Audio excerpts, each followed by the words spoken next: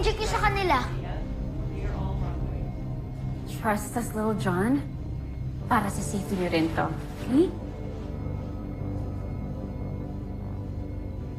Nurse Harvey, pupunta muna ako sa kabilang wing ng medical bay.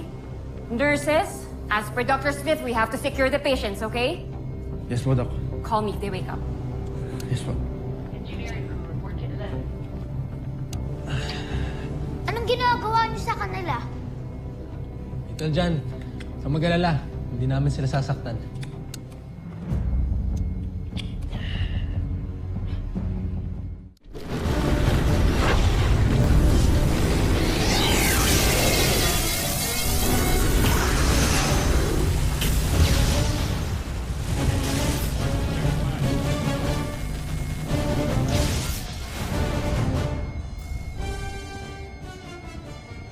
Kuya, gising ka na.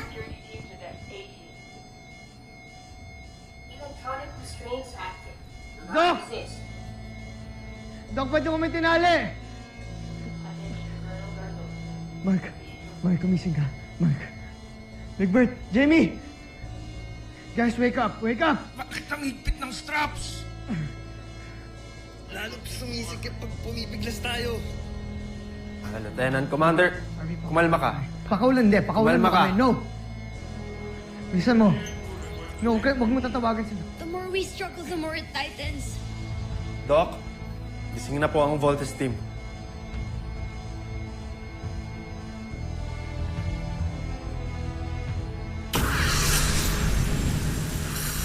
Chief! Damage report. Sir, shield's down to less than 25%. Our long-range defense system is down as well. Napapagsak na po ng Beast Fighter ang first line of defense natin. Then this is it. Gamitin na lahat natin ang mga natitirang armaments against the Buzinians. Let's fight as long as we can. Doctor, hindi naman siguro tayo pababayaan ng buong mundo. Tayong inaasahan ng buong mundo.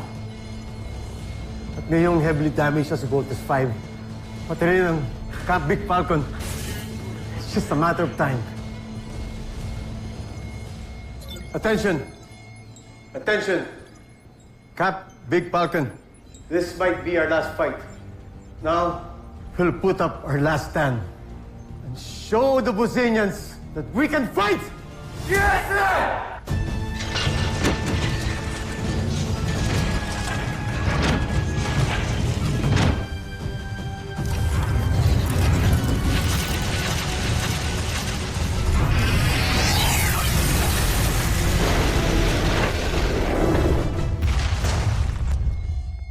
Doc, pakaulan mo kami, please. Ngayon na. I'm sorry, pero hindi pa pwede. You all need to take a rest. Rest? Paano po kami makakapag-rest? Pagpatuloy po namin naririnig yung pag-attack sa labas? Oo nga. Si Octoan baka natatakot na. Doc, intindihin niyo naman kami. May mission kaming kailangan gawin.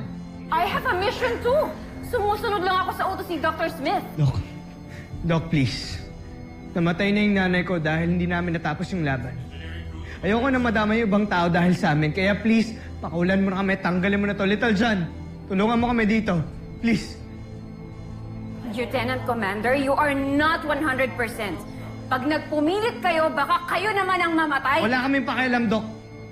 Pero tayong oath na sinumpaan. Duty above all. Mas gugustuhin ko na mamatay sa laban kesa dito na wala akong ginagawa. Please! Please! I'm really, really sorry. Doc! Doc! Doc! Doc! Doc!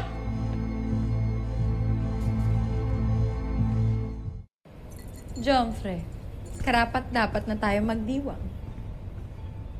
Hindi muna. Hindi pa lubos ang ating tagumpay.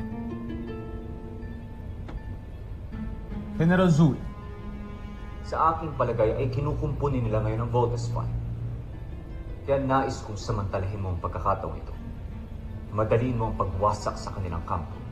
Bakit kampo lang nila? Ang lulusubin natin kung pwede naman natin lusubin ang buong mundo. Ang laki kagagalak ng kalooban ko na makita naghihirap ang mga taga-planetang ito. Unahin mo ang Camp Big Falcon. Pag nasira natin ang kampo nila, mabilis na nating masasakop ang buong mundo. At iniaatas ko yan sa iyong kamay, Zoe, bilang parangal sa iyong mga nagawa. Tusentak, Prinsipe Santos.